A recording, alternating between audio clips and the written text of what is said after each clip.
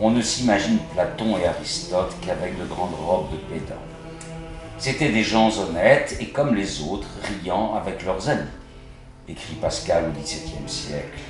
Platon est l'un des plus grands génies de la philosophie, à tel point qu'on a affirmé que toute la philosophie occidentale n'était qu'une suite de commentaires de son œuvre. Platon, amoureux du beau langage, était d'abord poète. Il s'est converti à la philosophie lors de sa rencontre avec Socrate. Cet esprit universel a composé une trentaine de dialogues et quelques lettres.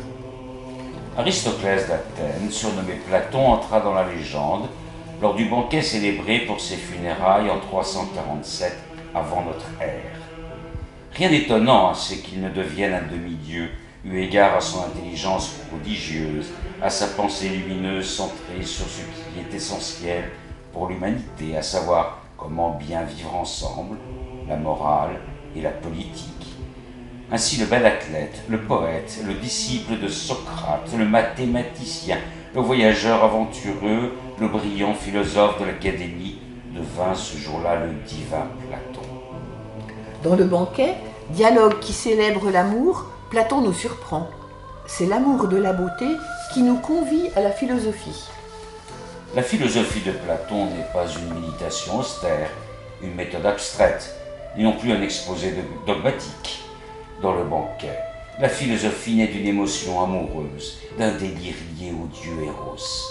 On ne produit de beaux discours où on ne s'approche de la vérité que dans l'enthousiasme, que par l'inspiration que nous accorde l'ivresse de la beauté.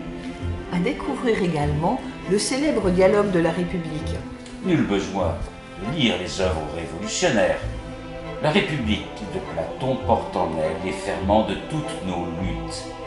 L'égalité homme-femme, la contestation du pouvoir politique, la critique de la tyrannie, l'aspiration à la justice, à la paix que Platon n'a jamais connue, la dénonciation de la manipulation de l'opinion, l'invitation à la déconsommation et même quelques protestations contre la dégradation de la nature par l'homme.